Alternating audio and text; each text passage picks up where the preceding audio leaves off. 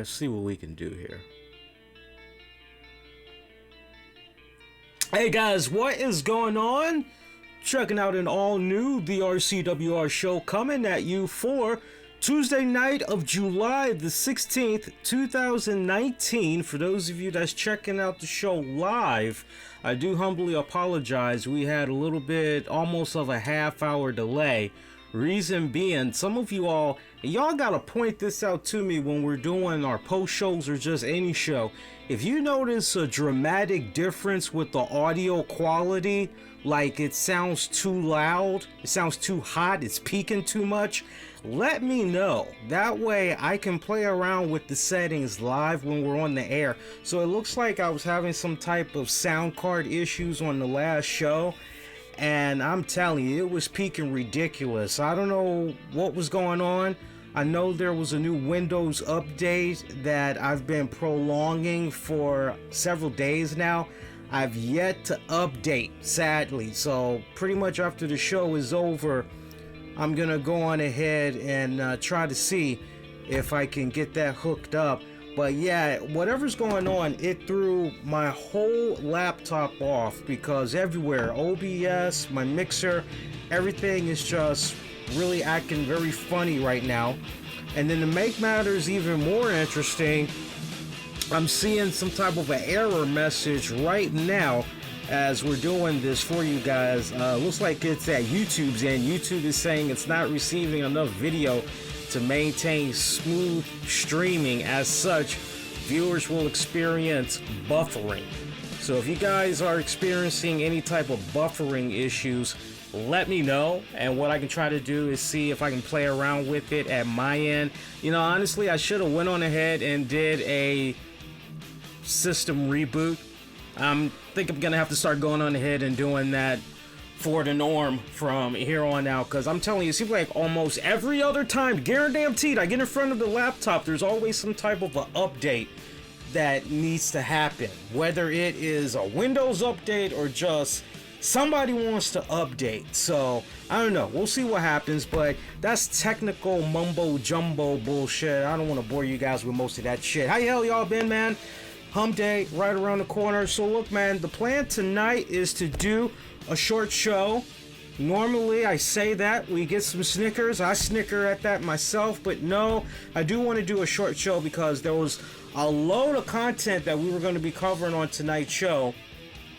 And I told my girl, I said, I gotta cover this, I still have to cover that, and I still have to cover this. And she said to me, you know, a lot of what you have to cover, that's gonna take you well past 2.5 hours. And you gotta go to the dentist in the morning, or you gotta go to the dentist tomorrow on top of work. Makes a lot of sense to just kind of stretch some of that out, let it be Patreon exclusive. So I said, you know what? It's actually a damn good point. So there's a couple of wrestling little tidbits I wanted to get into. Those are just going to be Patreon exclusive. So the goal at the time we're recording right now is 10:30. The goal is to be done by 11:45. If we hit midnight, I'm okay with that. But the goal is to be wrapped up by 11:45 so I can pretty much watch the news, take my sleep aid, go to sleep. Big day tomorrow. On top of work, I'm picking up my next set of trays to last me for the next several weeks, and also going to get a progress report. Everybody wants to see how everything is moving in my mouth and everything. And then on top of that, we're also going to be adding some new attachments to my teeth, so the ante is being upped even more. Knock on wood, I got a knock on wood, baby. I gotta knock on wood because I have not lost a button since last week. So I actually did get my wish. I actually made it through an entire week without losing any more buttons. There was one I did lose a week ago. I lost it, I want to say the weekend of the 4th of July. And sadly, they had to order new buttons. They're like, you know, we ran out. We don't have any more. We got to order some more. He's going to have to hang in there. And then once they put in the order, they decided, well, you know what? Since he literally has to come right back and we got to give him his new trays and we got to add new attachments, Let's just have him come in. He'll be okay without that one button. So it's like, okay, great. So that was a bit of a reliever for me, because anybody that's been following on social media, you guys know my agony, man. It's been ridiculous with these things, because now I'm mastering getting my aligners out, and on top of that, I'm not really eating that much hard food. Barely. I'm eating a lot of soft food. Very easy to chew. Doesn't interfere with the buttons whatsoever. None of that shit. And just magically lose a button. So either it's a technique issue. You know what I'm talking about, because I've been talking about this off and on the past couple of weeks. Either it's a technique issue from the guys that's doing it, or just a bad case of poor fucking luck, right? Not an enamel issue, because my enamel test passes with flying fucking colors, so it's not an Emmanuel thing, or I said Emmanuel. You know what the fuck I'm talking about. It's not that issue. Not poor teeth. My teeth are very good. So it's just one of those things where it's like, well, what the fuck is going on? Just a case of bad luck.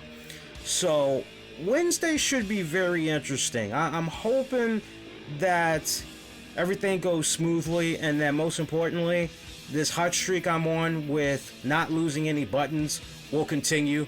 But we'll see. We will see.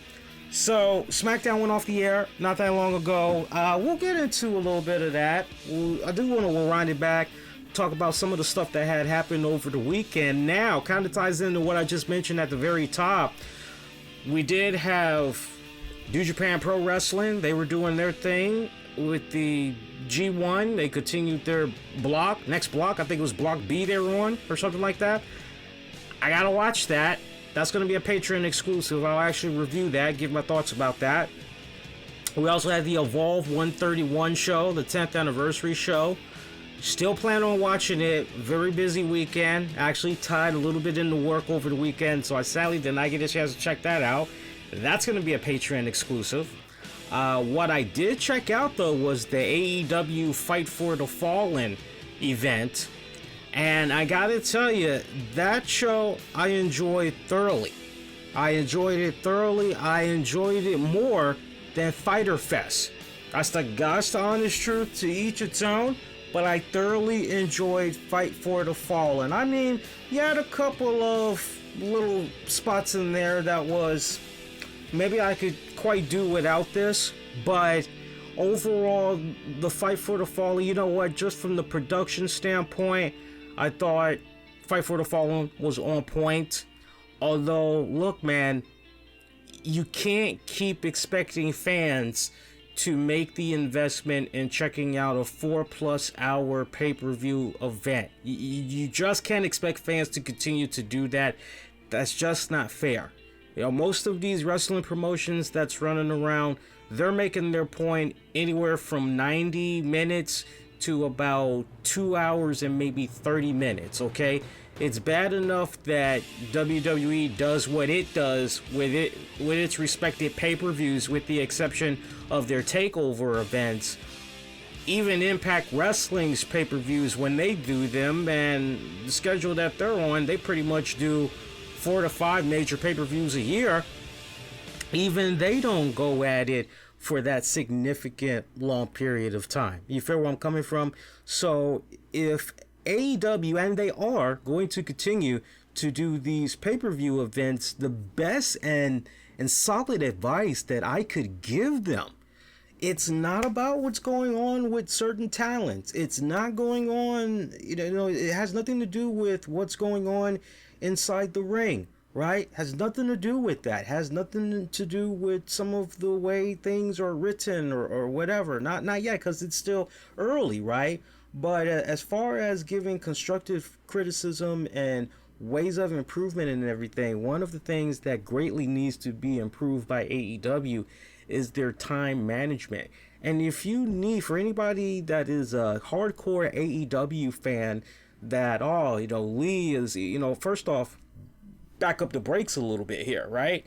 Let me officially go on record and say, when it came to AEW, I've always said, okay, let's see what they're able to do. I'm very optimistic. Hey, more promotions. What I've always said on this show, longtime listeners know this. The more wrestling promotions that are out there, the better for the men and the women, so that they can go out there and they have another place that they can call home, another stage that they can showcase their skills. So the more promotions that's out there, the better. More opportunities provided to them. Good for the production crew, right? Good for upper management and all that. It's a win-win situation. So my whole deal was, let's see what they're able to do. And you know what? I will give AEW credit where credit is due, from their press conferences to how the commentating team has been operating and everything. Never really an issue with the matches. Never really an issue with the matches. But just how everything has continued to be a slow evolution for this promotion. I continue to see nothing but good things, but also room for improvement, right? So you hardcore AEW fans, I think even you all would agree. Those of you that have watched Fight for the Fallen over the weekend, one thing AEW needs to work on dramatically is time management. They have to. And if you need any great example of that, look at how they had managed the time from when the pre-show came on to when the pay-per-view had ended. It came on at 7:30, right? That was pretty much your pre-show, getting you nice and worked up, getting your appetite wet, right? Making you a little hungry. Come on, this is what you're going to be missing if you don't invest in the Fight for the Fallen event, right? Then, after it's all said and done, you fast forward some hours later, this pay-per-view event did not go off until almost midnight. If I'm not mistaken, it did not go off until about, I believe, 11:50 p.m. on the East Coast is when it went off. And that was just way too long. And you know it's bad when you got poor Cody Rhodes out there. He's trying to cut his promo, and he's trying to give the Young Bucks props and everything. And all of a sudden, music plays, and he's interrupted. And you've got Mr. Khan and everybody else coming out with the freaking check that they're presenting, basically to the victims that were affected by gun violence out there in Florida and everything. And you're like, whoa, yeah, I don't know how much had streamed on Fight TV, because I know this was a BR live event and it was also streaming on Fight TV. So I don't know how it was for the Fight TV audience, because the entire time I was watching the show on BR. But for me, that was just poor time management, in the way that they had handled that. So that combined with just, okay, so you're going 7:30, 8:30, 9:30, 10:30, 11:30, you're going 4 hours and 20 something plus minutes of an event. It should not be that long. There's no excuses for that. There's no excuses for that. So they got to tighten it up. But, other than that, I enjoyed the card overall. I tell you what, they did a really good job in packing that arena. A fantastic job in packing the arena. You saw a lot of happy people. A very nice, diverse group of people that was there for the event. I ate that shit up. I loved it. I fed off of their energy. The matches, just looking at the card here, and this is not a full-blown review. I don't want people thinking we're doing a full-blown review, because we're not, right? That would take up the entire show, and then we're pretty much done. But doing a quick rundown, Sonny Kiss defeating Peter Avalon. Sonny Kiss getting a lot of love, lot of ovation. Sonny Kiss is just continuing to grow on me, quickly becoming one of my personal favorites from the AEW roster. B. Presley making her AEW in-ring debut, had teamed up with Shoko Nakamajiya to defeat Dr. Britt Baker and Rio in a tag team matchup. And a special shout out to Britt Baker. She actually had suffered, I believe it was in this match, if I'm not mistaken, she had suffered, no, you know what, it was actually Kelly Klein, if I remember it right. Let me just look at the rest of the card here, because somebody had got injured. I don't know if it was this card or if it was somebody else here. I actually would need to refer to my notes real quick, because I did take down some show notes. Bear with me a quick second here. I might have my girls mixed up here. Hopefully I do not. But let me just see real quick here. Yeah, it was Britt Baker. I was thinking the right person. Yeah, Britt Baker, she legitimately had suffered a concussion in this matchup. So speedy recovery to her. You know, I know usually there's some type of a protocol that's put in place, and you got to do a series of tests and all that before you can get cleared for in-ring competition again. So speedy recovery to her. MJF, Sammy Guevara, and Shawn Spears defeated Darby Allin, Jimmy Havoc, and Joey Janela. 6-man tag team matchup. You know, that was okay. Brandy Rhodes with Awesome Kong defeating Ali. A little bit confused with regards to Brandy Rhodes' character. I really am, because one thing that threw me off from just a production value standpoint, we're getting this promo by Brandy Rhodes and setting up this match with Ali, and you've got this nice, soft, sympathetic music playing in the background, and you're like, oh, okay, so Brandy is a face. Okay, all right, cool. But then what she does in the ring and everything, you're like, well, wait a minute. Now I'm really confused. And having a little bit of an identity issue, that's been one of my main concerns from AEW so far, is the Brandy Rhodes character. What is going on? Because on the 1 minute, I'm under the impression she is a face, but then she does things that suggest otherwise. She's a heel. So which is it? Is she a face? Is she a heel? Is she a tweener? So I'm really a bit confused about that. Very lost in between the lines with her character, you know, because on the one hand, early on, it was kind of coming off as though maybe she was going to be some type of a authority figure who you wanted to make sure you didn't piss off, right? But then she's cutting these babyface promos and all that, and yeah, they got to clean that up just a little bit, tighten that up a little bit. Otherwise, you know, not too shabby. And hey, not for nothing, but what I've seen of her so far with her in-ring work, I'll give her credit. She's coming along, still has a little bit of ways to go. I'm saying nothing any different than when I was seeing her and Cody when they were helping out Impact Wrestling briefly a while back, if you guys recall, right? So shout out to you if you remember me literally saying those same words.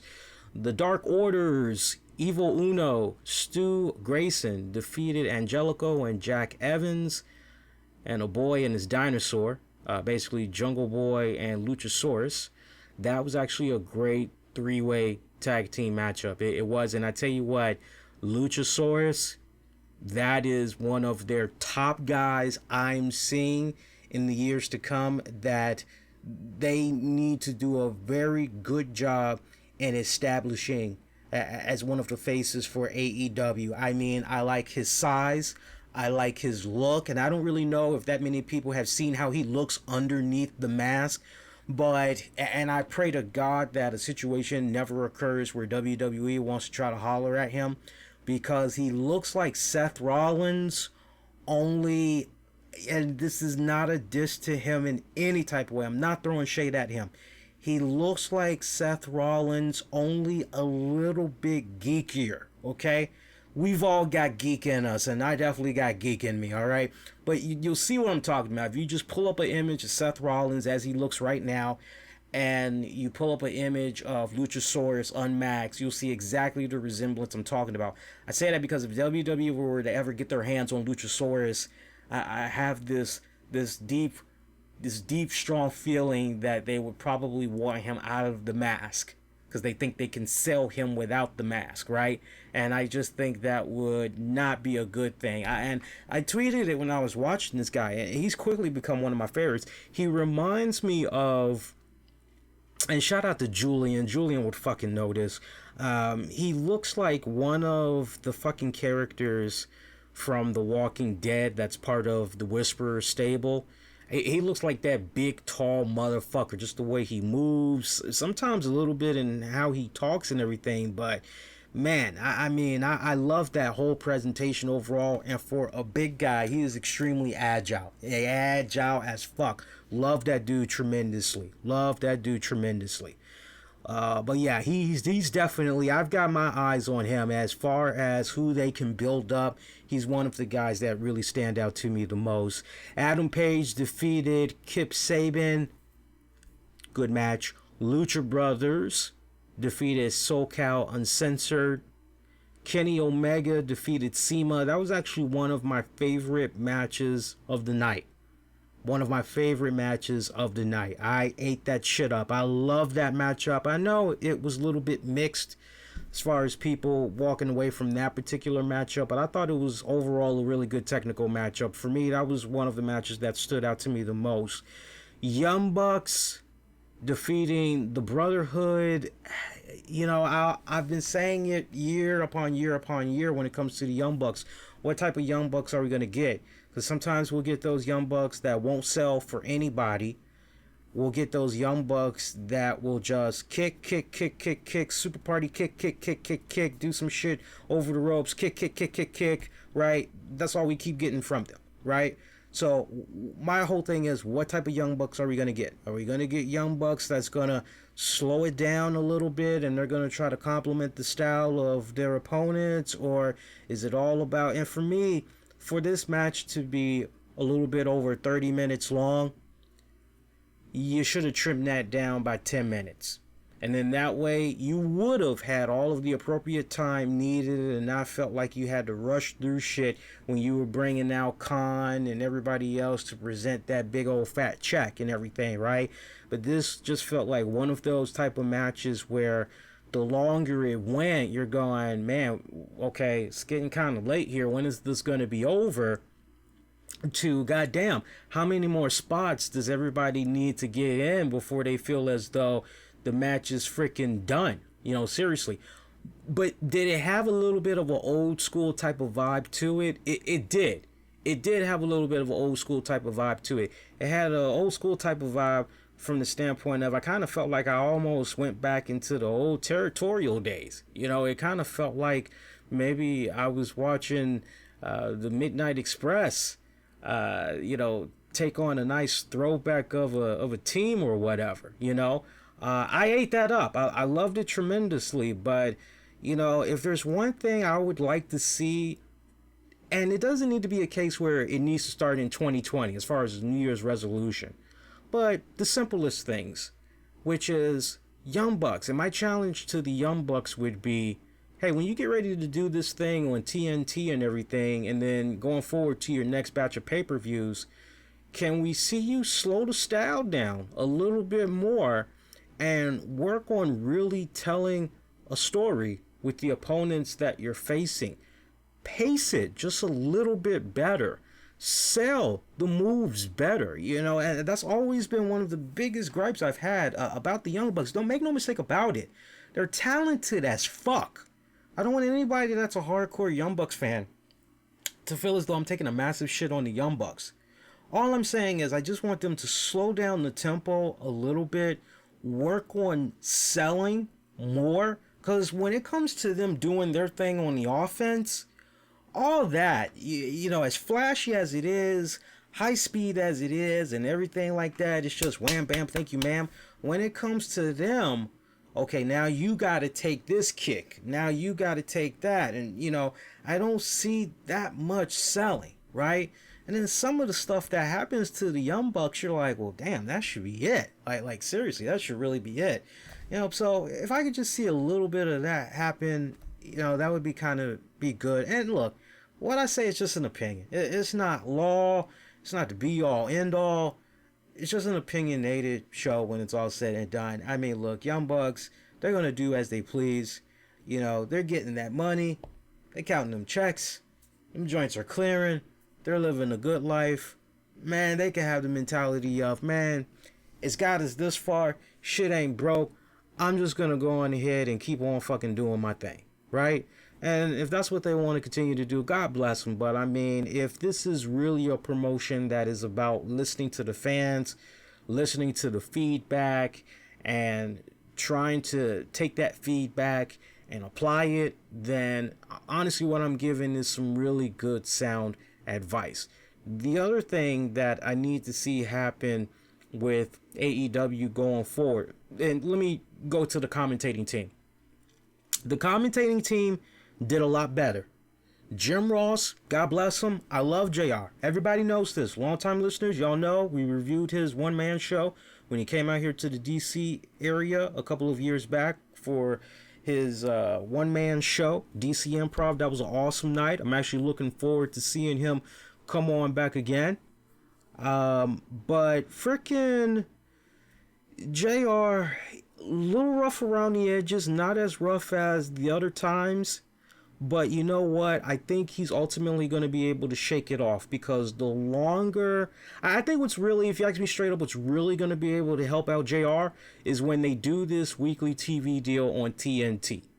Any rust that is going on with him, he's going to be able to really do a phenomenal job in shaking it off in no time. Because we got to rewind it back, and we need to cut him some slack, right?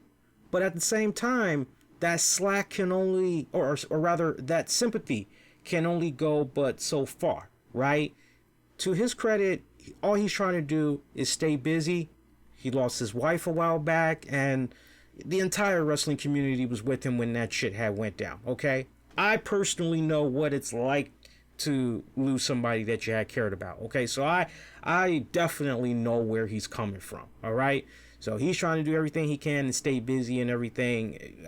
Nobody would have a problem with that. However, that grace period eventually expires. And when that grace period does expire, then it becomes about, okay, well, how long have you been with this promotion now? He caught a lot of heat for his commentating in New Japan. A lot of heat.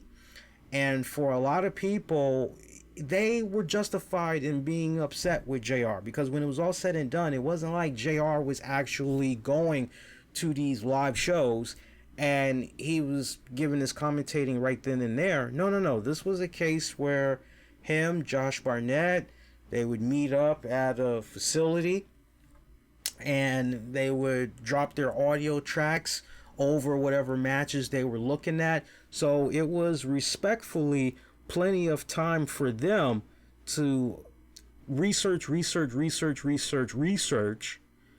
get with somebody in New Japan Pro Wrestling and say, okay, well, how do you pronounce this name? And okay, and how do you pronounce that name? And which one is which? Okay, you got some photos? Okay, really go back to the drawing board when they're getting ready to talk about some of these matches that they're laying down the audios for. I can't remember if it was maybe something I saw in Impact Wrestling. I can't think of the promotion, but there was some promotion I could remember seeing where when the commentators were doing their thing and they were talking about the matches, some of them would have little small photos of the wrestlers and their name would be right up under basically their headshot or whatever. And whatever points they needed to bring up during that particular match, they were able to do that. So I don't know if that's maybe something that can be implemented going forward with JR, but I think the weekly TV show is going to help him, because when it's all said and done, JR is going to be in a position where he is, first off, around the roster. And it's not a situation where, unlike WWE, don't call us, we'll call you. No, this is actually a case where, he's helping out wherever, be it in some type of a backstage role capacity, a production capacity, what have you. Like, when it's all said and done, he's more hands-on with the talent. So he's going to get that familiarity with the talent is the point that I'm making. And thus, any what's the word I'm looking for? Any rust, he's going to be able to shake off in no time. I'm very confident of that. Alex Marvez, he still has ways to go, but even he came off sounding better than what came about from the previous shows that he's participated in. Still has ways to go. I know I was very heated and very passionate with my critique of him for not Fighter Fest, but the show before that, I remember. And you guys that were checking out the stream with me, what was it, on Periscope, y'all know how critical I was of him during the live watch along. But he's made leaps and bounds of enough of an improvement for me to notice. I mean, he definitely had more personality. Seemed like he was trying to put more energy into what he was putting out there, right? And I know it can be hard, okay? And I, was I a little bit critical on Alex? Yeah, you could say I was a bit I won't say over the top. I was definitely very critical, but at the same time, once I'm one of those type of guys, once I've had a little bit more time to think about it, then I can pretty much go from there. And I know one thing that I did say when I was talking about him initially, the guys in the back, they got to pull him to the side. I do remember saying that on the post show. I said they got to pull him to the side and they got to tell him, okay, here's what's working. Here's what you need to work on and go from there. You know, he is successful in the Sirius XM, the radio and all that. This is a new beast that he's going to have to conquer. And, you know, look, I'm telling you, when it comes to talking about pro wrestling, if there's one thing that I've always learned from the fans over the years is they don't care how much of a crazy work schedule you've had. They don't care what's going on with your personal life. All they know is if you're opening your mouth and you're talking about wrestling, they want for you to have some type of energy. They want for you to have some type of passion in your voice. And if you don't have that, you're not going to last that long with them, sadly. All right. But he is making leaps and bounds of improvement. And I think with a guy like JR sitting right beside him, he honestly can do no wrong. He honestly cannot do any wrong. So, you know, just those little things, you know, as far as I know, one of the things that other people were talking about was some of the music selections that was going on. You know, for me, I don't really pay too much to the music. I don't particularly care, you know, well, who did this song for this? I don't really care for any of that type of stuff. For me, you could come out to fucking Winnie the Pooh theme song or whatever, right? You can come out to the Smurfs for all I care. What I care about the most is how you do in the ring, how you do feeding off of the crowd reaction and all that, what's going on production value wise. All that is what I really care about ultimately. But what they did this go around, it was okay. It was solid. So Fyter Fest, it gets 2 thumbs up from me. I definitely recommend you check that out if you did not get a chance to. And I mean, look, it's free. You cannot beat free. Speaking of free, in case you guys didn't know, the RCWR Show did finally open up its Discord page or channel, I guess you want to call it that. The Discord channel is open to everybody now, so you can jump on in there. I have rules that's in there. It's pretty self-explanatory. And one thing I do want to point out, and I need to stress this, I'm not down with the lurkers. And what makes you a lurker is simple. If you're checking out my stuff on social media, but you're not interacting, you're not saying hello or picking my brain or something of that nature, you know, you're just basically stalking my shit. What makes you think you're going to be interactive when it comes to Discord?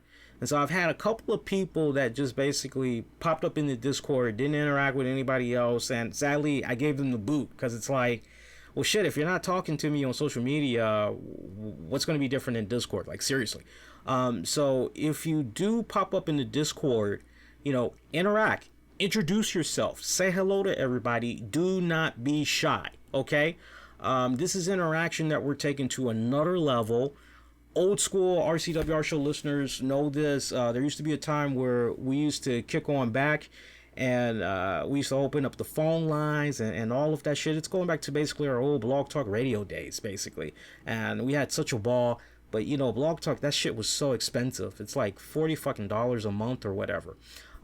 Discord, it does not cost you a thing whatsoever. Any cost, I'm taking care of it. I'm never asking you for money for the Discord. It's very affordable, okay?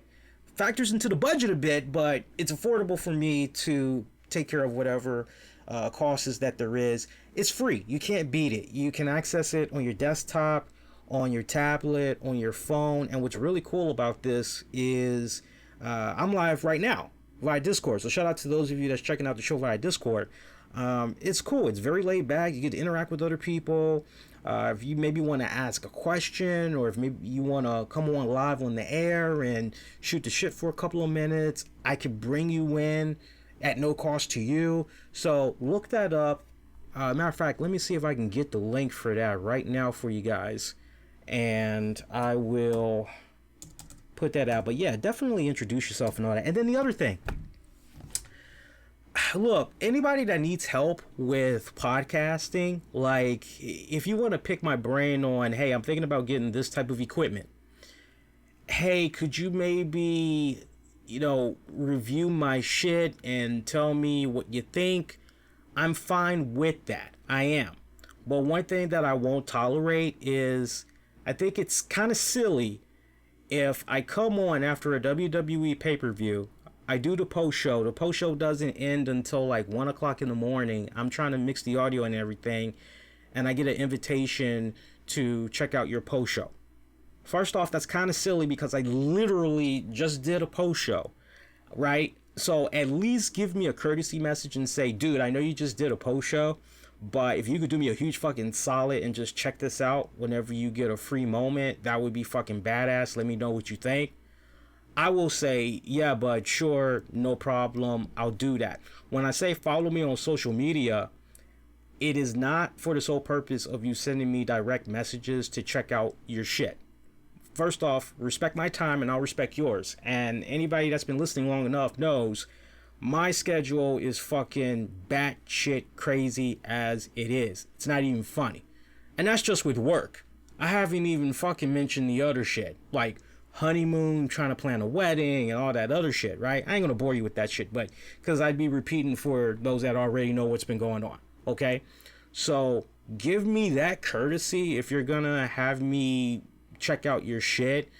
At least put a message attached to it and say, hey, when you get a moment, let me know what you think. And I promise, if you come at me like that, because that's very respectful, if you come at me like that, I will say, yeah, sure, but no fucking problem. I've helped many people in the past that ask me straight up for advice, but where I get a little bit irritated is when I just get like random fucking links to check out pay-per-view recaps. And it's like, all due respect, if I want to watch a pay-per-view recap, I want to decompress, and I want to see what some of my colleagues and other people who I greatly respect, if I want to know what they think, then I'll go to them. Right? And there's only a small group I'm going to go to, right? I have my guilty pleasures, right? So do that, and honestly, I think you'll go a longer ways with me when it's all said and done. All right, so where is that link here? Boom. So here's the Discord link. You guys have at it. I'm going to start putting these in the episode description. So where else can we go? So we had that. I didn't talk about Evolve. Evolve's going to be a Patreon exclusive. We already said the New Japan thing they did over the weekend. That's going to be a Patreon exclusive as well. There's the Dave Bautista Network special. I still did not get a chance to check that out. That's going to be part of a network Patreon exclusive as well that we're going to talk about. All that's going to be dropping this week. I don't know if I'm going to bulk that into a special Patreon edition of the RCWR show, or if maybe it's going to be 2 episodes, and I don't know just yet, but I do know it's happening and it's dropping this week, so I'll see how that pans out. Raw this week, not too shabby.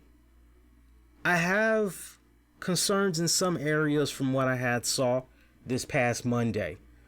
First off, I did not like the fact that we had got Becky Lynch getting into the face of the winner of that fatal 4-way to basically become the new #1 contender that'll face her for her title at SummerSlam. I wasn't feeling Becky Lynch, and I wasn't feeling the fatal 4-way.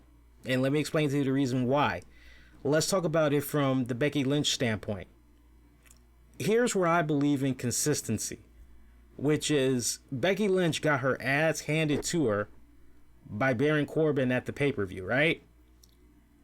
Okay, and Becky Lynch always talks about how she's the man and all of this other shit, right? Yet, Baron Corbin fucking rocked her back to her home country with what he did to her Sunday.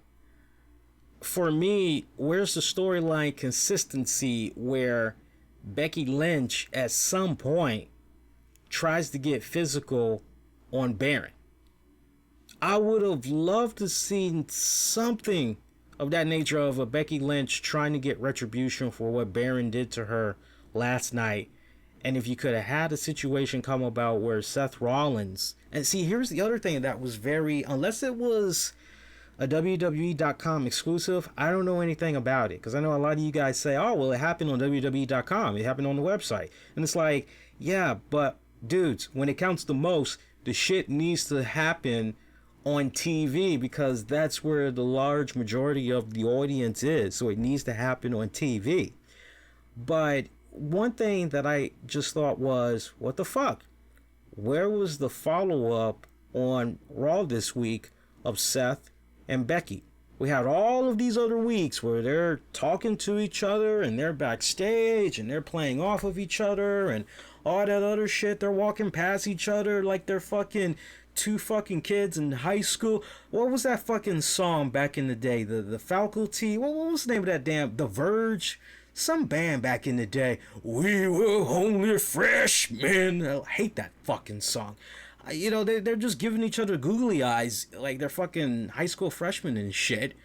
Now that Seth lost his title, less than 24 hours later, we don't get no Seth Rollins and Becky Lynch little segment together, right? If I could have tweaked that a little bit from a writing standpoint, I would have had Baron Corbin walking around backstage. Fucking Becky Lynch jumps on his ass, starts pounding the shit out of him. Seth just fucking comes out of nowhere, tries to break it up, comes at about the same time as other WWE officials pretty much come in there, separate the two. And then once it's all said and done, Seth gets Becky away. And Becky's like, get off me. You know, get the hell off me. Get your hands off me. And she storms off. You could have just given that nice little carrot right there. And been like, ooh, trouble in paradise. No pun intended, Kofi Kingston. But trouble in paradise for the couple. The power couple. Oh, what's going on here? To be continued. So there's the carrot dangling over your head. Problems with Becky and Seth. Okay, well, for that fan that gives a shit, please, give me more, please, right? So you could have easily just, and you could have done that like within the first hour. Come back to them pretty much maybe during the second hour. You could show Seth walking around backstage. Hey, you seen Becky? You know, anybody seen Becky? So he's looking for Becky. Maybe follow up with him one more time before the second hour is up. He finally comes across Becky. Hey, what the hell was going on back there, right? And Becky could have just said to Seth straight up, hey, what's going on with me right now? Strictly business. Hey, we did what we needed to do at the pay-per-view last night. I got to do this on my own. I need to do this. You do your business. I'm going to do mine. And Seth could just be like, is that the way you really want it? That's the way I want it. All right, fine.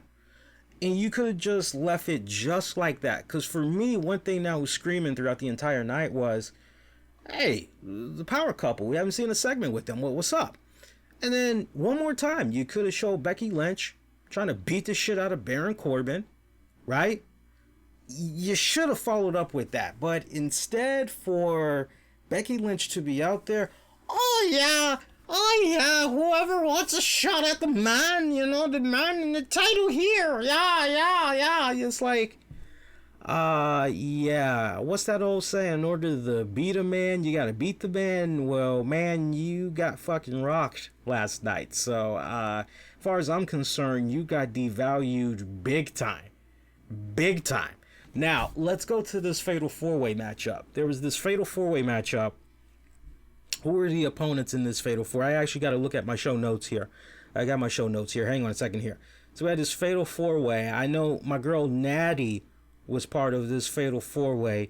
The other people involved in it was, and it was a Fatal 4-Way elimination matchup. Alexa Bliss, Carmella, Naomi, and Natty.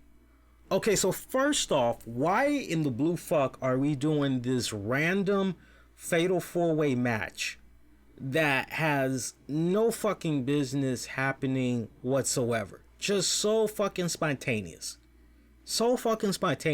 Right? So, okay, you want to give me the carrot of well, the number one contendership is on the line. Whoever wins this, they're going to be able to face Becky for the title at SummerSlam. Okay, that's a nice carrot to be dangling, but through process of elimination, we just saw Alexa Bliss lose to Bayley for the SmackDown Women's title. So how in the blue hell is she able to just bypass everybody else and get this opportunity? That, for me, that doesn't make any sense whatsoever. Okay, so scratch that. Carmella, we've seen Carmella get her ass handed to her a couple of times within recent weeks. So what has she done to warrant even being given this opportunity? Naomi hasn't really been utilized like that. Sometimes we see her, sometimes we don't. So same case right here. Natty, I love Natty. Natty's my girl, but hey, and we're Twitter followers. I interact with her from time to time, but I gotta tell you, I know she didn't book herself for this match, but just okay, this doesn't make any sense. And I would have greatly appreciated it if you could have done something as simple as maybe done some type of a little mini women's battle royal, and you could have stretched it out over the course of the next 2 weeks. I would have been okay with that, but to just randomly do this shit, I wasn't really feeling it. I really wasn't. Now, what would have made more sense to me if it would have been a case where, no, you know what, Alexa, sorry, but you lost at SummerSlam. Nikki, yeah, sorry, but you lost as well, because that was also your opportunity, right? So, yeah, you both are screwed. So that pretty much eliminates the Alexa Nikki Cross factor, right? You could have easily just, okay, poof, they're gone. Okay, so who else is left? When it's all said and done, they dropped the ball. They dropped the ball. They really did not truly establish their women from both rosters. They really did not establish from the single competitor standpoint women that had some type of a winning record post Extreme Rules to even justify doing a fatal four-way. So they dropped that. And then when we had Natty and the exchange of words that she had with Becky Lynch, that was a bit rocking. You know what? The crowd was not really feeling what was going on with this match, and rightfully so. Rightfully so. I got to get to Alexa Bliss in a little bit because she had some shit to say on social media. I'll talk about that in a bit. But Natty having that face-off verbally with Becky, that was a bit shaky. It was a bit shaky. But I'm looking at this, I'm going, well, if it's Natty has her moments where she can shine on the promo, and I'm just going, Natty's gonna fucking, if it's gonna be Natty, Natty's got a mic, Natty's gonna own Becky. You really need to be careful the words you put in Natty's mouth, because what should be about the man could easily backfire and be about Natty. And sure enough, forget the words that she basically had said, but in just a brief moment, that was just, what would you say, guys? Maybe 90 seconds of an exchange, if even that, with Becky Lynch. She was able to pretty much fucking get herself over. Let me see if I actually wrote down what she had said in the notes here. Let me actually see what happened here. Yeah, I actually wrote it down here. Okay, so yeah, Charlie Caruso, she's in the ring. She's congratulating Natty. And Natty says, first off, Bliss sucks. And she went on to talk about how a lot has changed over the past year, but now she's heading back to Canada to face Lynch in a dream come true. Lynch then grabs the microphone and says Natty's friend has something to say. Correction, the man has something to say. Fans are chanting for Becky. Keep that in mind. Gets in the ring. Lynch says that she's hurting, but she doesn't care because she came to fight. She's always here to fight, and nothing makes her happier than fighting. Becky says it's time to drop the smiles and tells Natty what's up. She likes Natty, but she's bringing the fight and will wipe the floor with her in her home country if she doesn't step up. Lynch says Natty's career really... actually, let me back up a second. Lynch says Natalya's career really needs something, and Becky is it. She follows up saying she's learned she does a lot better in love. Again, Lynch says she's learned that she does a lot better in love than she does in love. Natty says, well, Becky must not be a very good lover then, bitch. And just in that moment right there, the fans fucking pop, and they're over on Natty's side now. So, I mean, for me, it was really, really weird. What should have really been about trying to establish the man, Becky Lynch, and everything. I don't know who's writing that shit, but they really had dropped the ball from the Becky factor standpoint. I mean, look, Natty being in the position that she's in, I mean, come on, man. Canada, I can't really crap on it too much. I really, really can't. I mean, the two of them should have a phenomenal matchup. I'm actually looking forward to it, but you got 3 more episodes to really do a phenomenal job in trying to reestablish the man, Becky Lynch. Let's see if they're going to be able to do that. Anything else came about from Raw I need to go into here? Let's see here. Just kind of looking at the other notes here. Cedric Alexander got a victory, an upset victory, over Drew McIntyre. I'm sure Drew didn't see that one coming. What else here? And it was actually nice how WWE followed up with what try saying that 10 times fast when you got these damn things in. Cedric Alexander. It was nice seeing how WWE followed up on what he did in helping out Roman Reigns last week, and they put him in this match, Drew McIntyre, so you kind of have a little bit of a continuation right there. I like that. You know, I can't really get too excited just yet, right? Because they fumbled a little bit with Cedric before, but off to a nice little start as far as a restart goes, so I will give them that. See, looking at the rest here, what else we got? Samoa Joe, Finn Balor actually was a pretty good matchup. I enjoyed that one. Samoa Joe picking up the W. Club defeated Lucha House Party. I fast forward through that as soon as I saw who they were facing, pretty much. Oh yeah, by the way, we had a cross-brand all-star top 10 battle royale. Try saying that 10 times fast. 10 times fast. Big E, Sami Zayn, Seth Rollins, Bobby Lashley, Rey Mysterio, Baron Corbin, Roman Reigns, Cesaro, Randy Orton, Braun Strowman. Your new number 1 contender that will face Brock Lesnar for the title at SummerSlam, Seth Rollins. I mean, for me,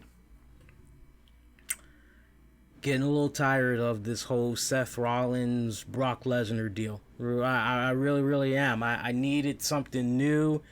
If you ask me, from those guys who I was hoping would win, for me, it was between Strowman, Lashley, Orton.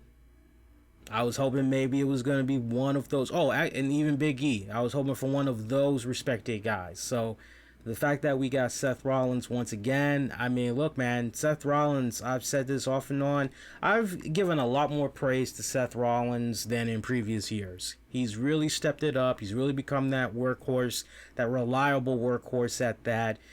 Anybody that he's working with, I mean, you're going to have an entertaining matchup. I've always said that about Seth, and I'm never going to waver unless the quality in his matches start diminishing, and then it's kind of like, what's going on with him? Because he's still a relatively young man. But the promos, I'm not feeling. The promos is where I'm really, really lost. I didn't forget about Bray Wyatt. Seth is just... Here's my problem with Seth Rollins. Yeah, guys, we got one top of a hill that we need to climb. I fought year in, year out, day in, day out, night in, night out. Oh, at the opportunity to get back the Universal Championship. Because we don't need a guy like Brock Lesnar. What we need is a fighting champion. And I want to be that champion. I want to be your champion. You know, and it's like, yeah, okay, well, that's a Seth Rollins promo. Okay, all right. He gets the title. We did it, people. We did it. This isn't just my title. This is your title. I worked for you. Anybody in the back, come on now. Yeah, you know, and it's like, oh, okay, all right, Seth. All right, no problem. I was more intrigued and more excited about Seth Rollins Sunday night and what Baron did to Becky than almost practically his entire run in the WWE, just from the personality standpoint. I mean, the last time I can remember being extremely excited about, whoa, Seth Rollins did what? Betraying the Shield. And he was white hot for a bit after that. White hot for a bit. I hadn't seen anything Sunday, not since that period of time. So everything has just been pretty much a bit, I'll throw it out there, a bit lackluster. Just a bit lackluster. Okay? The promos, nothing memorable. They're not. I mean, when you really stop and you think about it, seriously, what's the last memorable Seth Rollins promo that you can recall? Where you were like, man, that was like, man, that was one of his best promos. Man, I ate that shit up.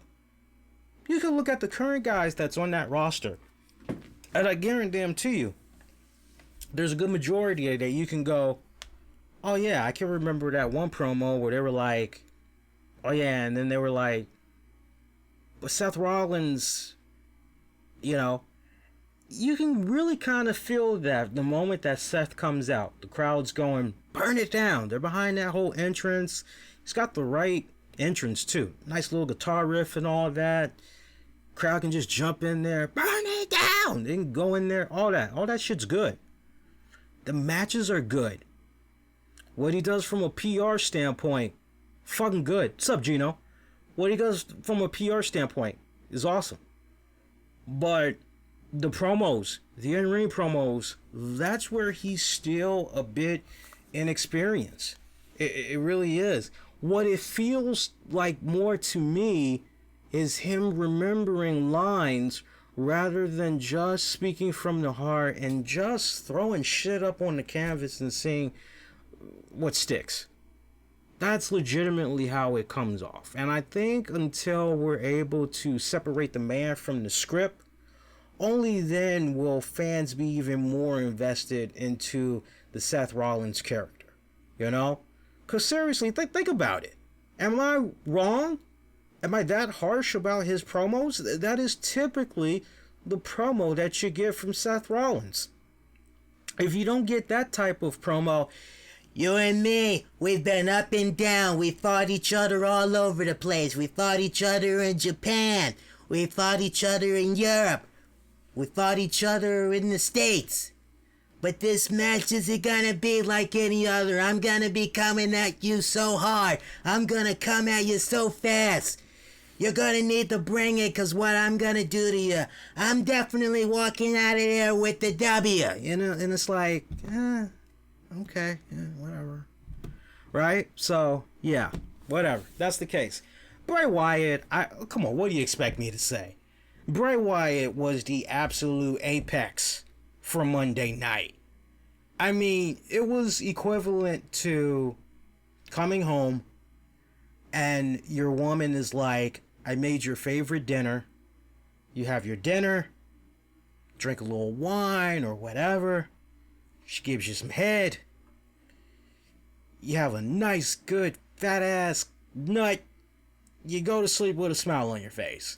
That is what Bray Wyatt did for me personally Monday night. It was like, I came, I had a smoke, I was good. There's really no need for me to watch Monday Night Raw after that. That, visually, I love that.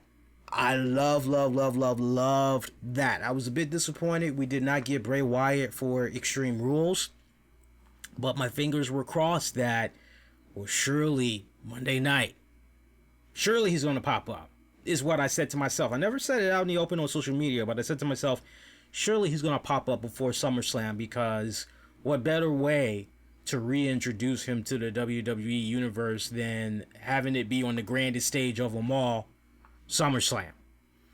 And so now we kind of got our answer as far as, well, damn, what do you do with Finn Balor now? What do you do now? And fucking, well, there you go. Finn Balor, feed him to freaking Bray Wyatt. Now, some people may not be feeling that, because it's like, well, fuck, man, Finn can't catch a break. We just saw him take a little bit of time off. Didn't even realize he was the IC champ. Boom, loses the IC title. And now he's going to work this program with freaking... Look, there's so many weird reports that's going on with Finn Balor. Something about wedding or personal matters. Look, unless he wants us to know what's going on, that's his business. But until he lets everybody else know what's going on with him from a personal level, I'm going to respect whatever's going on with him. All I can just deal with is what's fact. And what's fact is he ain't the IC champion anymore. And, you know, look, I can't be upset that Finn Balor is no longer the IC champion. You know why? Because he's working with one of the most talked about wrestlers in the industry right now. What Bray Wyatt has been able to do with his respected Funhouse segments has captured the minds, the imaginations of fans everywhere. So much so, how many times have you heard in interviews of WWE superstars, oh yeah, when Bray shit is on, there's a lot of us in the back in the gorilla position, we're watching the monitors, we love that shit, we eat that shit up. And I mean, I love that shit. I mean, I think me and you and the wrestlers in the back, we all got that right mindset, because when you think about it, majority of us grew up on Cartoon Network's Adult Swim. Okay, so we grew up on the Tim and Eric, awesome show, great job. Check it out, Dr. Steve Brule, right? We grew up on that shit. Boondocks. What's the other one? Aqua Squad, Teen Hunger Force, right? You know, we grew up on all of those crazy ass shows. Metalopolis. I'm mispronouncing the name of the show, but you know the show I'm talking about. Johnny Bravo. Crappy ass infomercials at 3 a.m, like the Culinary Show, or the Knife Show, as I like to dub it. Okay, so for Bray Wyatt to be able to, like, fucking capture all of that, and then take a little bit of Pee-wee's Playhouse, right? Mixed in with a little bit of fucking Beekman's World. I love it. I love it. And then for everything to basically be the big payoff of what we had got Monday night, visually the lights going out and you're like, what exactly is going on? Then he just pops up and he's got fucking Finn Balor in his hands. Boom, Sister Abigail. I can't feel bad for Finn Balor. Finn Balor's about to have one of the best matches out of the entire card. It's going to be one of the most talked about matches because everybody's going to be tripping over Bray Wyatt. And Finn Balor's going to have one nice little fucking payday. Ain't no way in hell that match is going to be going down as part of the SummerSlam pre-show. So you can forget about that. Let's be for real. Ain't no way in hell they're putting that shit, all that time and effort. What the video do for WWE this go round? If I'm not mistaken, last I saw, I think it did, just from Bray Wyatt, what he did Monday night, it almost did 2 million. I'm just picturing that ad revenue for YouTube right now. Okay, so WWE, they know. Okay, yeah, nah. Pre-show, no. They're moving that son of a bitch to the main card, and rightfully so. Rightfully so. But other than that, Raw was just pretty much, it was decent. Nothing that was, if you missed it, you're fucked. Next week should be kind of interesting, even though it feels as though it's a ratings attempt, a ratings booster attempt. They're going to have the Raw reunion, and it's like, what's the occasion? Because we kind of literally just saw this Like, why are we doing this again? Like, seriously, why are we doing this again? For me, and you know, just so you know, some of the names that's going to be popping up for this thing. Let me look at these names here. Where's the names? Where's the names? Where's the names? Oh, I just had the names. Hang on a second here, guys. I just had the names. I know Steve Austin's supposed to be part of it. Here we go. Let me see here. Yes, here we go. Hang on. Yeah, I'm looking at the list right now. So we got Booker T, Christian, Devon Dudley, DX's, Triple H, Shawn Michaels, Eric Bischoff, Hulk Hogan, Hurricane, Shane Helms, Jerry Lawler, Jimmy Hart, Kevin Nash, Kurt Angle, Ric Flair, Santino Marella. Santino Marella, that's a very interesting one right there, because he's usually doing some stuff for Impact Wrestling. I think there's some type of a pre-show he does for them. Scott Hall, Sean Waltman, Sergeant Slaughter. We already said Shawn Michaels. We already said Steve Austin. Ted DiBiase Sr., not Jr., Sr., the $1 Million Man, Ted DiBiase. The Boogeyman. Now remember, the last time there was a Raw family reunion, you got to go back to October 9th of 2006. That was in South Carolina. And then there was a Raw reunion episode on January 19th, 2015 in Dallas, Texas. Okay? So, you know, for me, look, it's a ratings booster. I can't really sweat over this too much. You know, you kind of almost have an idea when it's WWE that is, okay, you know what? Yeah, this is kind of cool. We're going to do this, because usually there used to be a time where WWE would be like, oh, 2 weeks from, 3 weeks from, and it's like, oh, okay, cool. But just, yeah, by the way, we're going to do a reunion next week. And it's like, way to let a motherfucker know? Like, that's such short notice? Okay. Yeah, sure. Okay. Yeah, it just feels like a ratings booster. I mean, should it be a good night? Yeah, because, come on, let's be honest. For us old school fans, it's always great to see some of our favorites that we grew up on, right? It's always awesome. And I'll tell you this much. It's going to be great that we don't have it be a situation like last time where...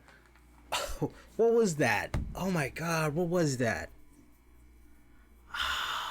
What was that? Somebody help me out, because it felt like it was either last year or the year before, and it was the anniversary of when Raw debuted or some shit like that, and they had half the crowd, they gave like the talent half the crowd at one arena, and then they were just down the street at another arena, and like the fans were pissed because some got Undertaker, the others got DX, and then it was some type of weird shit they were doing, and it was like, yeah. So I mean, when you fast forward, the fact that everybody's gonna kind of be grouped in under one umbrella this coming Monday night, hey, that should be pretty fucking cool. But you know what? It's gonna also leak into SmackDown. You know, by default it is. So, you know, can't beat that. SmackDown this week, not really too much to talk about. You had a town hall meeting that was honestly a disaster. It was the greatest waste of fucking 15 minutes on TV. Shane McMahon having an open forum for everybody to air out their grievances, right? You know, that was just very, very... It did nothing. It did nothing for me. And when I say that, on the one hand, I could at least look at it from this standpoint, which is, well, it did advance a little bit in some of the matches that we had saw tonight. Like, what's the girl with the fucking... Liv Tyler. She took on Charlotte. We hadn't seen Charlotte in in-ring action in a while, so it was great seeing her back in there. Also had set up Cesaro taking part of the wild card rule. He wanted a rematch against Aleister Black. That was actually a pretty good matchup. Raw 25. Yep, this past January. Thank you, Austin. What else was there tonight? Raw Roman Reigns saying what he had said, Shane, kiss my ass, go fuck yourself. Okay, that was a nice little spot. Buddy Murphy having a little bit of camera time saying, hey, I don't need Kevin Owens to speak for me. Matter of fact, he need to keep my name out of his mouth or I'm going to bust him in the lip, right? Shane McMahon wants to have a talk with him later, so kind of get that impression that down the road, maybe there's a future program right there between those two. So, I mean, it did advance a couple of things, but overall it was still a waste of 15 minutes when it was all said and done. So I didn't particularly care for that. Just looking at some other stuff from SmackDown tonight. I don't really think there was anything else to talk about from SmackDown tonight. Let me just look here. Trying to see if there was at least an honorable mention. I mean, other than the Cesaro versus Aleister Black match, which I fucking love. That was fucking awesome.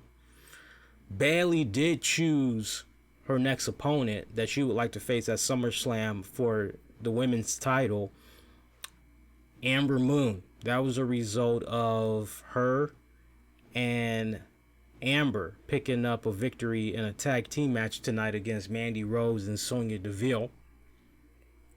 When you cut right down to the heart of the matter, Bayley just felt that Amber was very worthy, and right down to the point, hey, if I were to lose the title, at least I know the title would be in really good hands to someone that I know would be a really damn good champion. So, okay, cool. We had New Day taking on Elias, Samoa Joe, and Randy Orton. 6-man tag team matchup. Team of Randy Orton, Elias, and Samoa Joe would win. Orton pretty much connecting with the RKO on Kofi Kingston, pinning him. So, a lot of people were kind of talking on social media. They're like, man, what if it's Randy Orton versus Kofi? Hey, what if it's Samoa Joe versus Kofi? Do you think lightning can finally strike for Samoa Joe and he wins it, right? Or could it legitimately be Elias? For me personally, I hope they go with fucking Randy Orton and Kofi Kingston. And one of the main reasons why is because I remember going back 2008 to 2010. Kofi Kingston did this slow rise up on the roster. I mean, he was building some really great momentum. He was involved in some really good rivalries. Had some great title shot opportunities and everything. And I remember everything pretty much culminating in 2010. And he was supposed to, the rumor has it, he was supposed to win that year's Money in the Bank. I mean, that's how good this dude was doing. And I mean, by this point, he ditched the Jamaican accent. He kind of got away from the whole, let's get together and feel all right, man. He was getting away from that shit, that happy-go-lucky bullshit. And it really looked as though Vince and crew was really loving them some Kofi. But then you had one infamous night, the night, where Kofi Kingston had messed up a spot. It basically was supposed to be a setup for an RKO. Randy Orton was supposed to do the punt to the head. Kofi timed it pretty poorly. He fucked up. And Orton had to improvise and just, stupid, you fucked up, stupid. And you're like, damn, what the hell did Kofi do? And that pretty much was the end of Kofi's little magical run. And here we are all these years later, and we look at where Kofi is right now. I mean, you already have such a enriching storyline right there between Randy and Kofi. And they did have a nice feud together and everything pretty much leading up to that point years back. So, I mean, to be able to piggyback off of that, I mean, that would definitely tell such a great, riveting story. Especially if you want to blur the lines a bit. Now, the question is, will WWE go in that direction? And I say, honestly, they need to go in that direction. They need to. Because, I mean, not for nothing, but Samoa Joe, he's become, I hate to say it, but he's become the new but old Bray Wyatt, which is, here I am, look at me, I'm this big, menacing looking motherfucker that will fucking eat you and your fucking children and spit out the bones. I will fucking break you, I will fucking hurt you, I will make you bleed, right? And he can kill a motherfucker on the microphone with the best of them, one of the best talkers that's in the business today. All that great talk, everything that I just laid out, but then when it comes to the matches, he's always losing, right? So, all bite, really no bark. So, sadly, if you were to go in the direction of another Samoa Joe, Kofi Kingston match, you know, that's only going to go but so far, sadly. Only going to go but so far. And then who's the other one that I was eyeballing there? So that Elias, I love Elias, but they got to do a bit more of proper build up for him. You know, it's been kind of one of those breathe and stop and go type of things with Elias. Basically, 3 shows if you were to also share him on Raw. So 6 shows, I don't think that would really be enough to build him up properly to feed him to Kofi Kingston. So, I mean, honestly, Randy Orton, the story is right there. All these years in the making. There you go. Nice, pretty little ribbon on it. Make it so. So we'll see what happens. I'm really hoping and pulling for that one to come about. Other than that, I mean, we kind of got an impression that also at SummerSlam, it's probably going to be the Kabuki Warriors taking on the Iconics, because there was a women's title match tonight. The Iconics decided halfway into the match, let's just settle for a count out, and that's exactly what happened. So they were able to retain their titles that way. So you kind of see the writing on the wall that Paige is probably going to try to see if she can pull some strings in the back, get another rematch, and basically maybe it's going to be some type of situation where if the Iconics get disqualified or get a count out, the titles will basically change hands that way, right? I can see something like that happening. So we'll see where that goes. Really nothing else stands out to me. I mean, what? Kevin Owens pretty much Stone Cold stunnering Shane McMahon. How do you fuck up the Stone Cold stunners? To see Shane McMahon, first of all, fuck up the first stunner earlier in the night.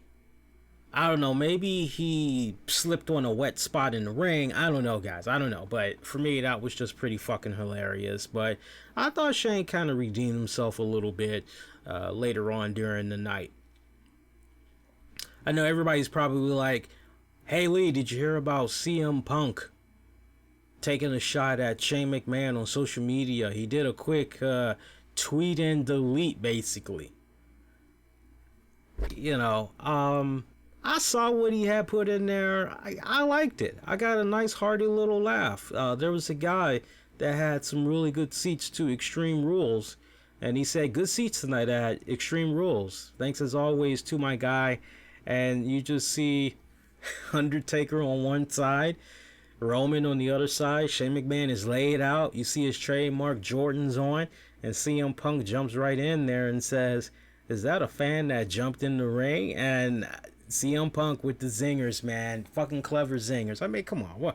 What else can I say about that? I mean, when it's all said and done, we've all have said this for a long period of time since fucking Shane McMahon has been dubbing himself the best in the world. A shot at CM Punk, rightfully so. Even CM Punk has gone on record and said once every so often, yeah, I wouldn't be surprised if it's maybe a personal shot at me. But, you know, hey, whatever. It is what it is, right? So, let's see. Shout out to... who else we got in here? Shout out to Freddie. Shout out to Steven. Shout out to Sean. Yeah, can we get into some Patreon shout-outs? I actually feel like doing some Patreon shout-outs. Let's go ahead and get into some Patreon shout-outs here, because I do want to recognize our Patreon members. I am paying attention to the time, so not really too many other topics I want to get into. So this is actually going to be a decent little show. Let me see how long we've been on the air so far.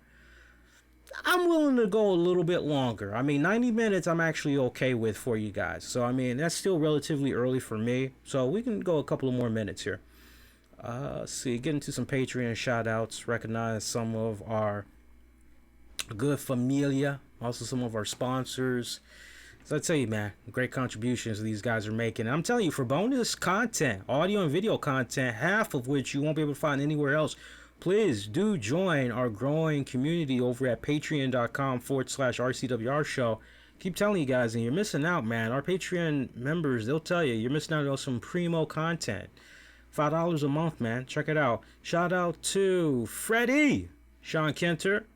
Check out Tony Bing Gaming. If you guys are into Marvel Strike Force, Marvel Ultimate Alliance 3, Marvel Super War, all of that, Tony Bing Gaming is your guy. All right, he does great tutorials, walkthroughs, news, all of that. He gets access to so much cool stuff.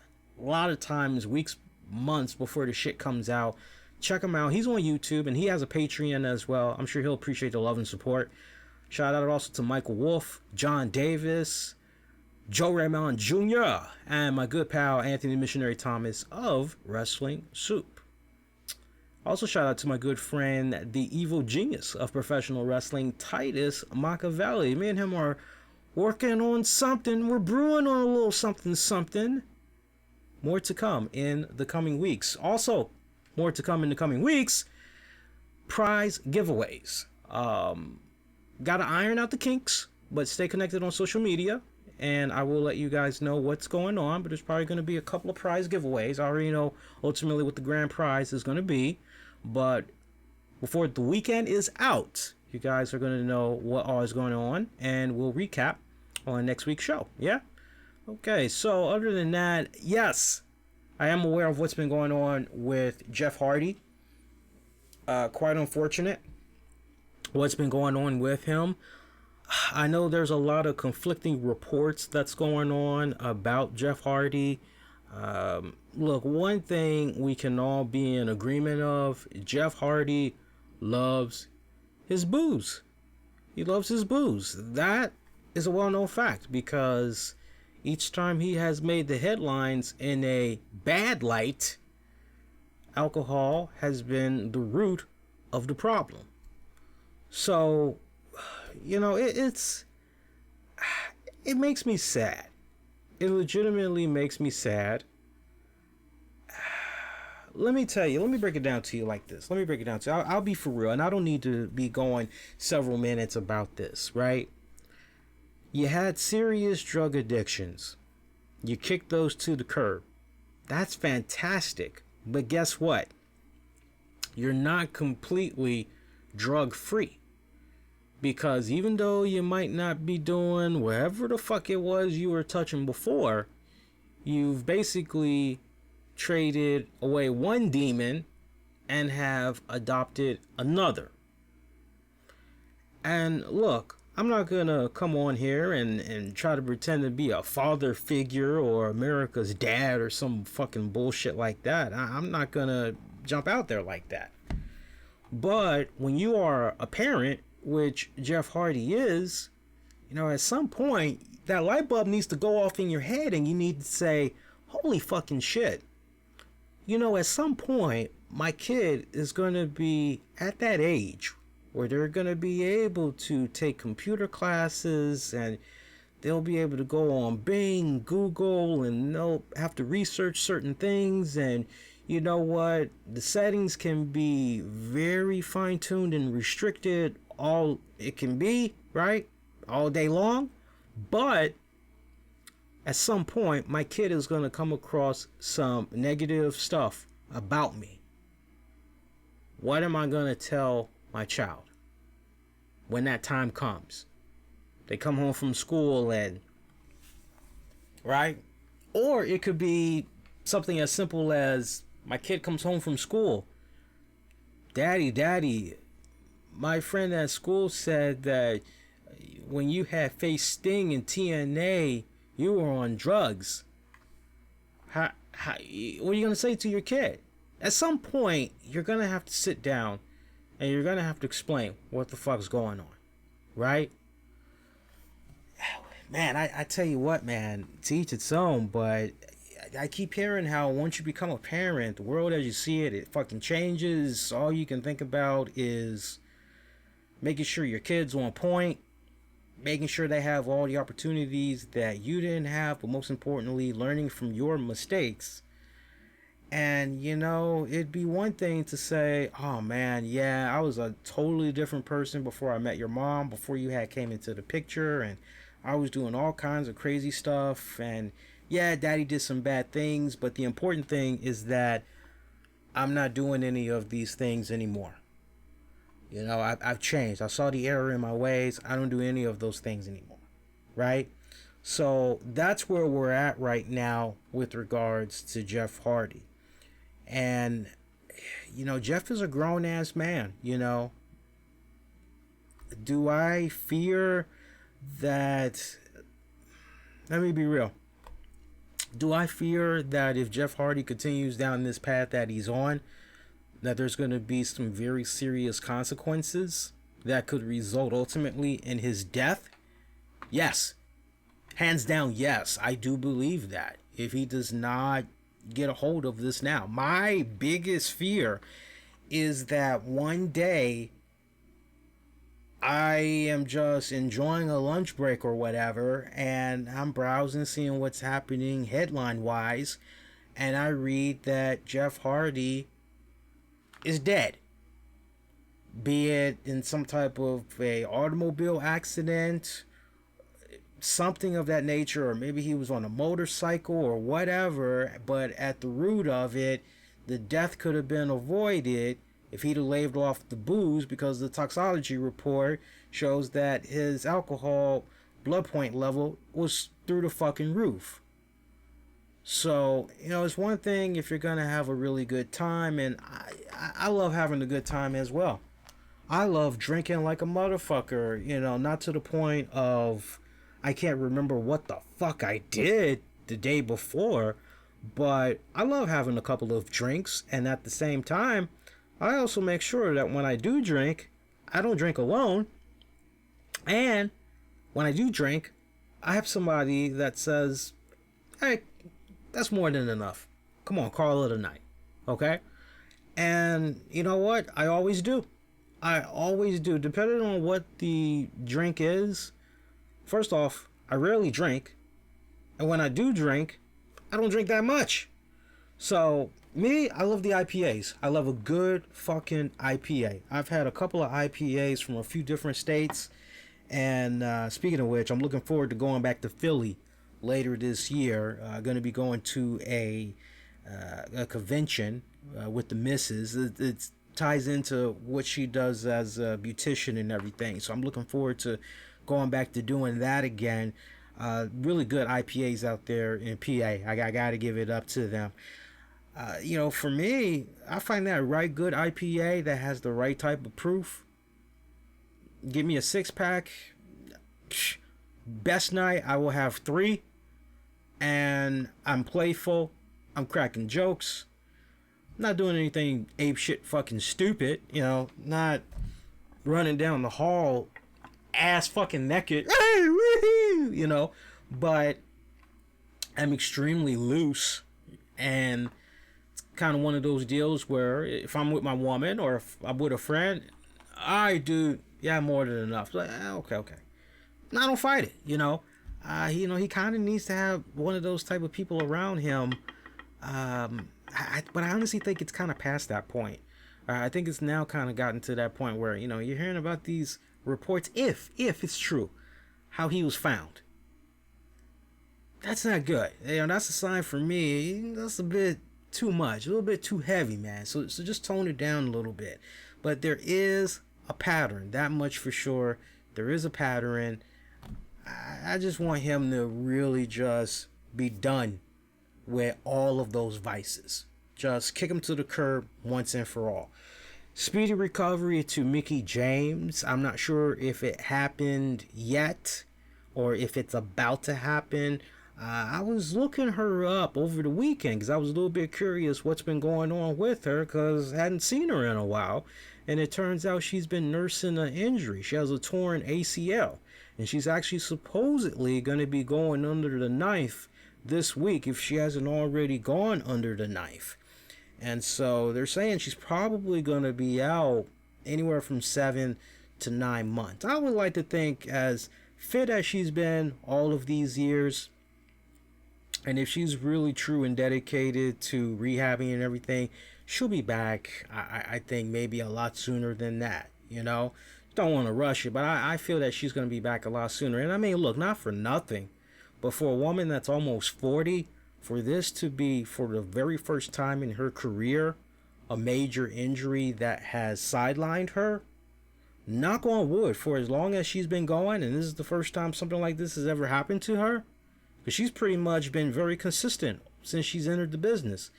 Knock on wood. Knock on wood. So, speedy recovery to her. And something I want to point out to you all, she had recently did an interview, and I want to see if I can actually pull it up here. Bear with me a second here. I'm hoping I have it here. I might have it on my tablet. Bear with me a second, because there was a local news station that had did an interview with her, and I want to show that some love. If you guys want to have some nice reading material to go check out on your free time for lunch or whatever, yeah, it looks like ABC 8 News.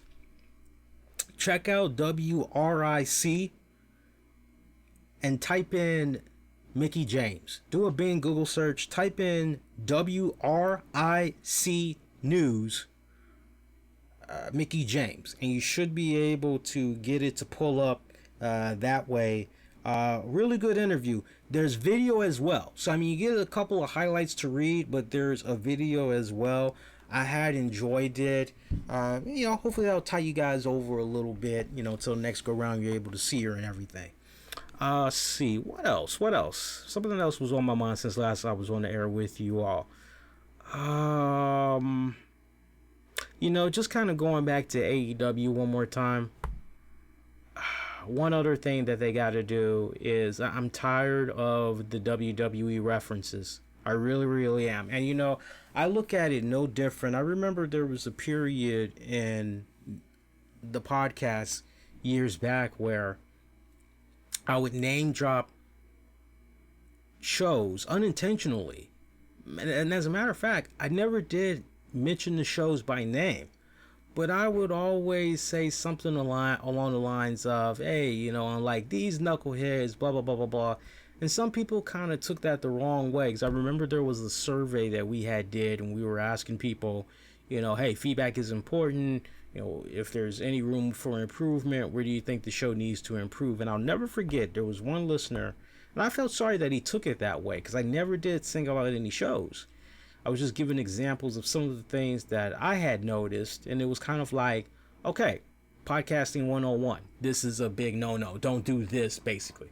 But I'll never forget, he said, hey, I hear you bring up other podcasts, and how they're doing things wrong, but don't be so worried about them. Just focus on you and what you're doing.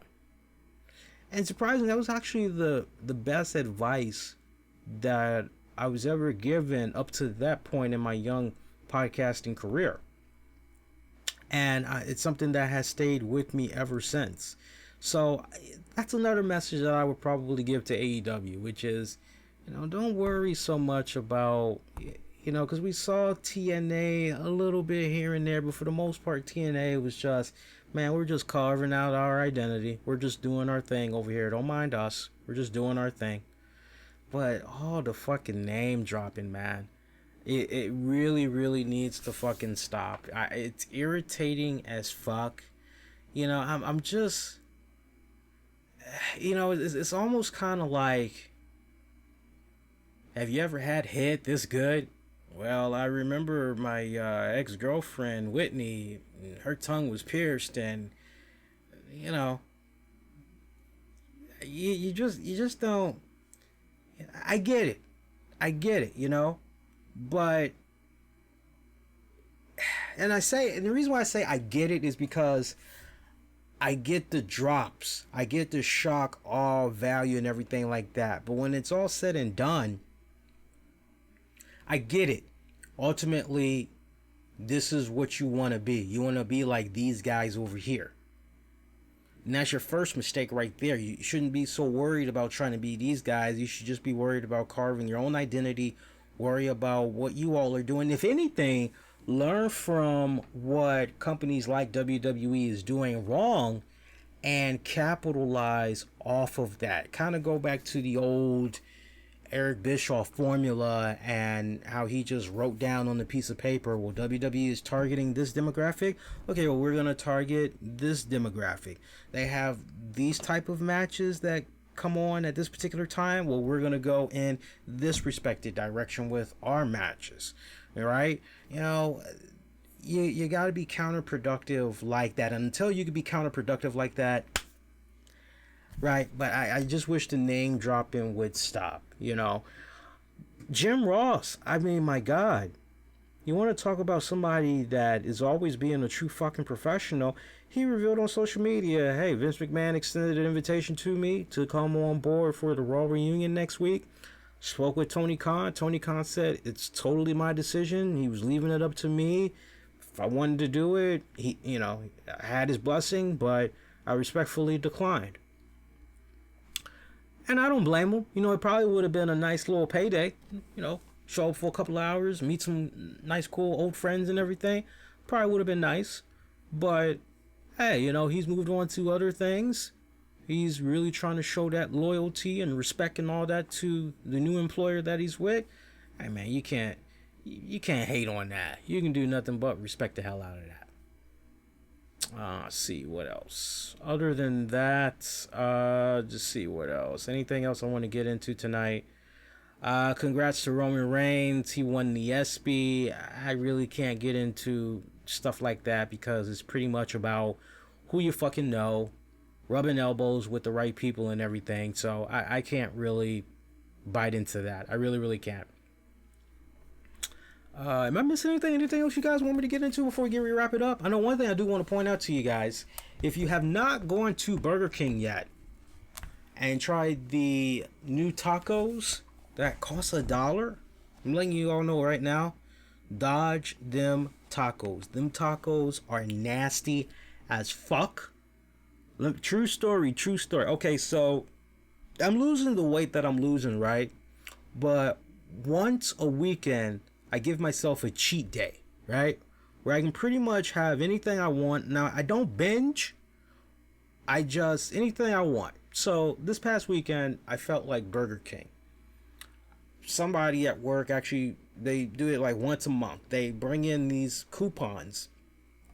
And the coupons are good for like a couple of months. So, I had one coupon that was good for, and you would probably all know the coupon I'm talking about. There's one coupon where you can get 2 medium fries, 2 chicken sandwiches, the long ones, and I think it's like $6 or some shit like that. I can't remember the exact amount, right?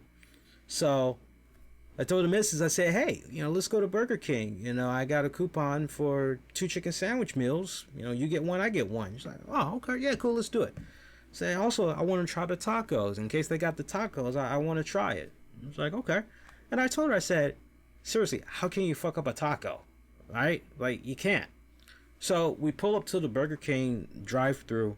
We didn't see any design graphics or anything for the Burger King tacos. And so when we got up there, we were like, do you have the tacos? We're like, yeah, we have the tacos. Like, oh, okay. Yeah, get 3 of those. Get home. First thing I do, I try the taco. The taco tastes like shit. Barely any lettuce, shredded lettuce, barely any cheese. There is no sour cream that they put on it, right? Nothing like that whatsoever. The meat, it does not taste like 100% pure ground beef. It doesn't even taste like 80% ground beef, you know, like 80-20. It does not taste like ground beef, right? And I think anybody that's had it by now will fucking tell you. It tasted like this weird brown pasty fucking, I don't know what the fuck. It was something weird I've never tasted before in my life, but it was very nasty.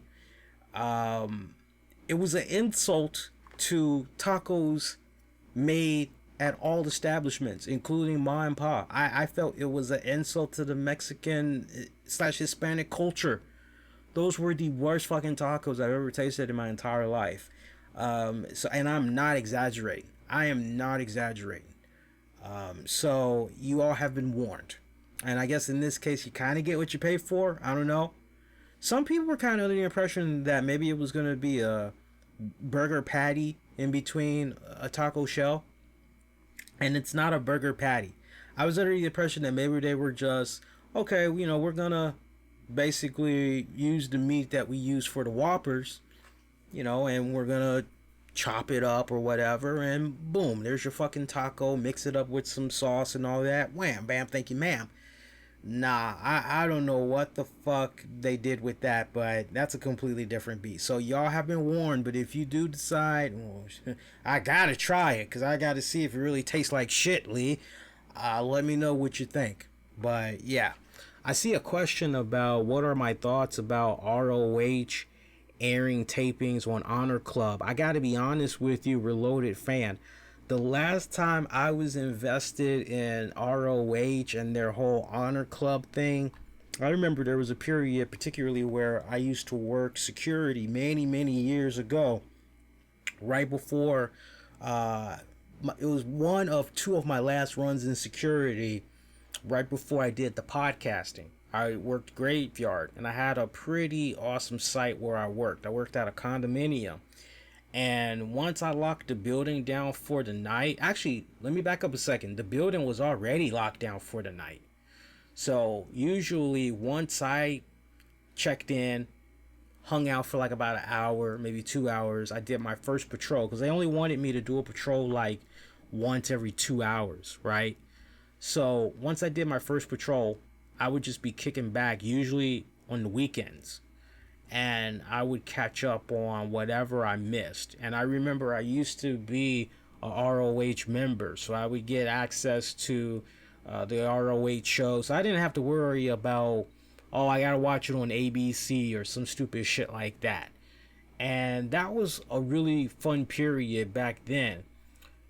But I noticed that sometimes, and for you guys that need like a better timeline, we're basically talking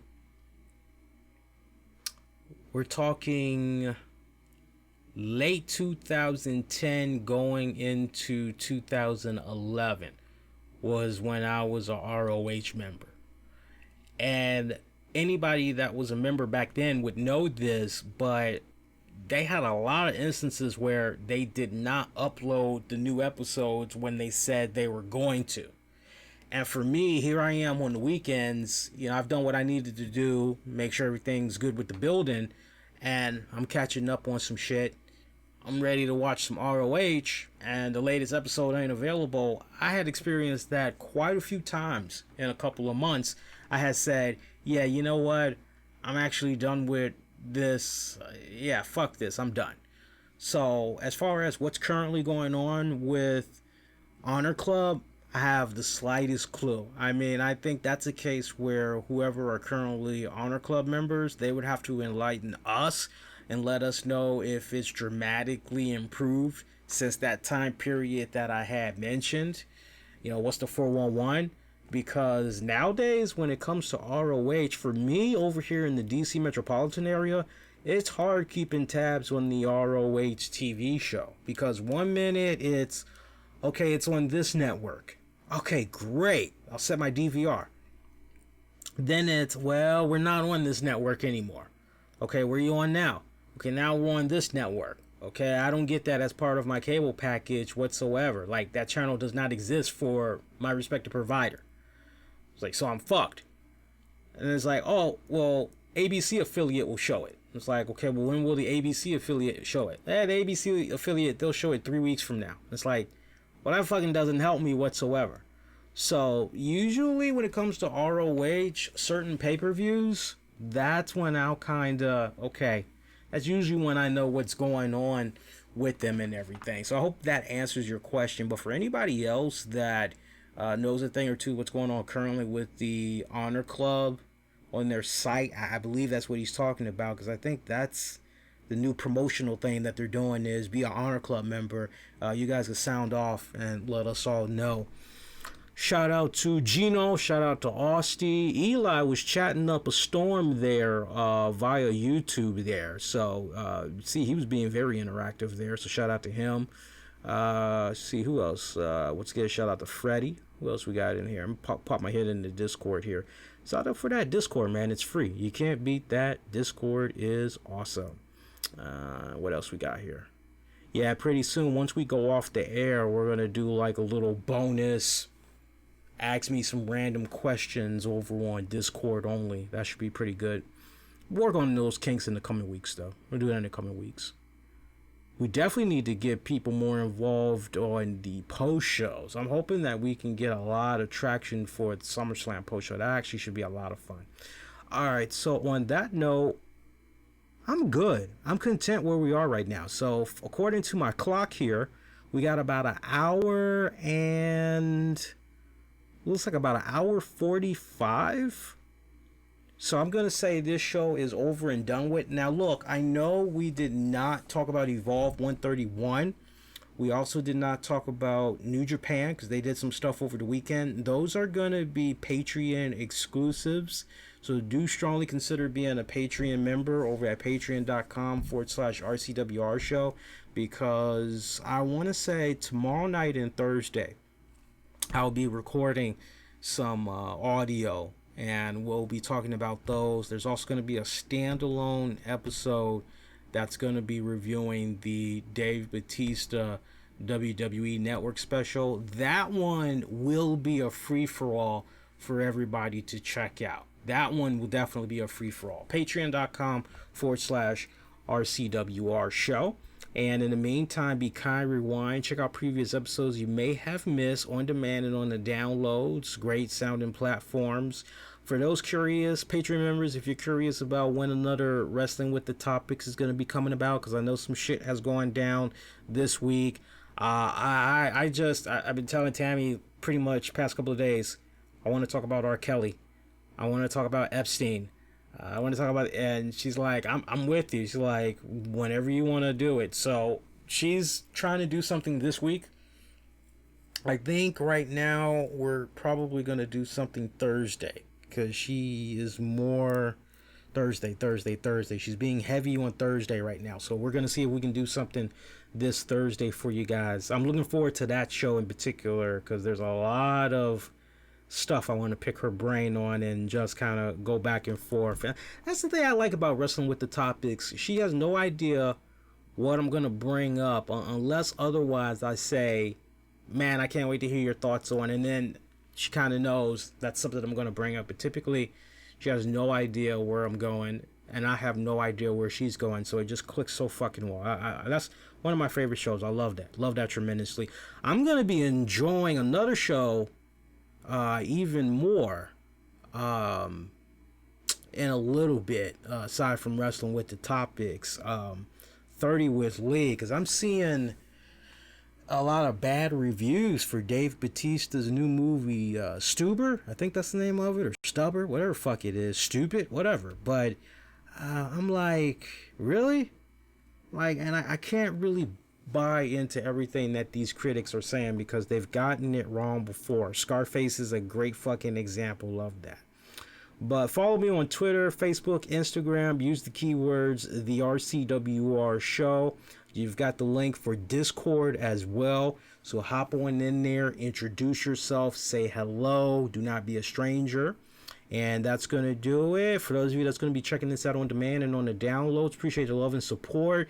If you're going to be waiting for the audio of this, it'll be cleaned up, remixed and all that, uploaded Wednesday evening for you all's downloading and listening pleasure. Until then, I'm wishing all y'all to be safe.